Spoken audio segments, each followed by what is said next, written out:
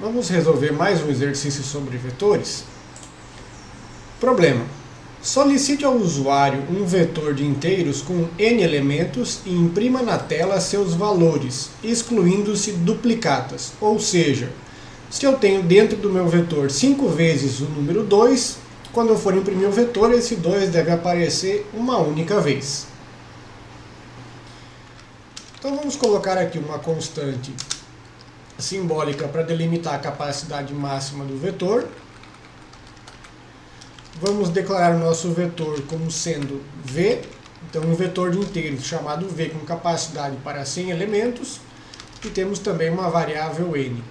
N seria quantos elementos destes max elementos o usuário vai utilizar no vetor, considerando que ele vai inserir do início para o final, a partir do índice 0.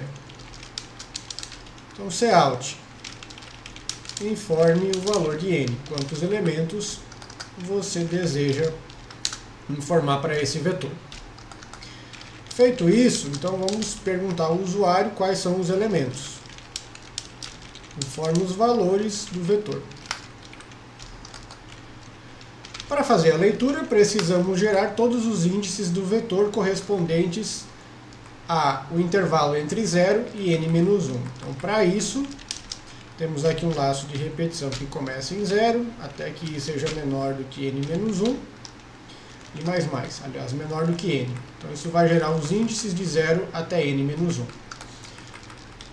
Já vimos como fazer isso em exercícios anteriores, então não vou me ater muito a detalhes sobre como fazer a leitura do vetor. Cin, V no índice i. Se você ficou com dúvida, veja os vídeos anteriores que eu explico com mais detalhes como funciona esse processo da leitura. Então, nesta linha aqui, eu tenho posse do vetor que foi informado pelo usuário. A grande questão agora é pensar em um algoritmo que me permita verificar se um valor é repetido ou não, se ele já foi impresso ou não. O que é que nós vamos fazer?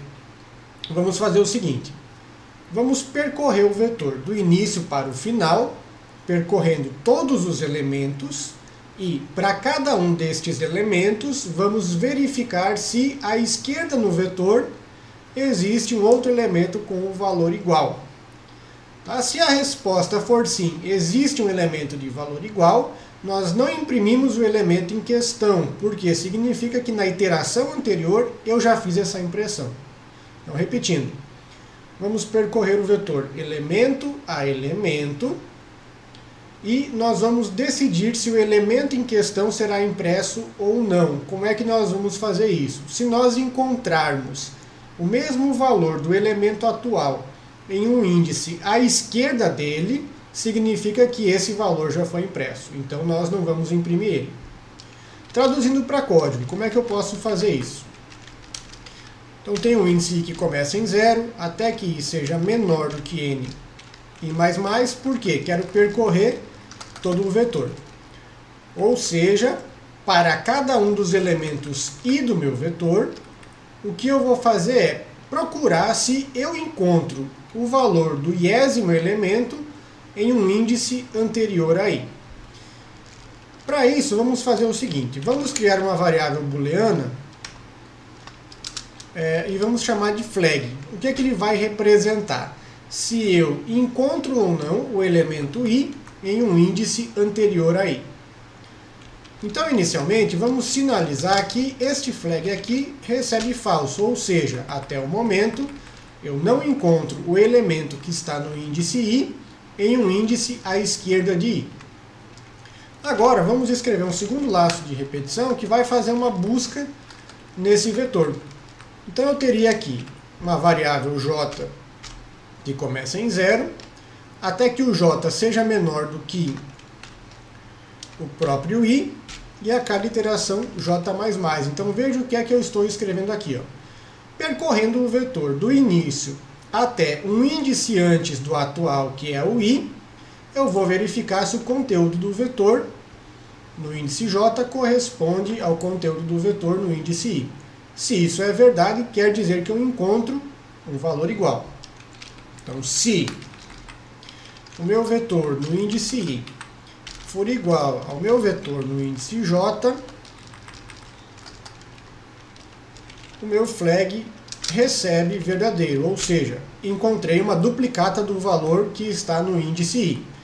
Como eu encontrei uma duplicata, eu não preciso continuar essa busca, então posso utilizar o break para parar este laço de repetição mais interna. Ao final desse for, basta que eu olhe agora para a variável flag. Então, se a minha variável flag for igual a verdadeiro, quer dizer que eu encontrei uma duplicata, ou seja, o valor i já foi impresso em uma iteração anterior. Então, se o meu flag permaneceu falso, quer dizer que i não foi encontrado à esquerda daquele índice. Logo, vamos mostrar o conteúdo do v no índice i.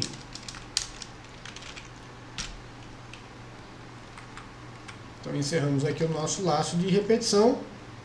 Problema resolvido. Vamos fazer um teste.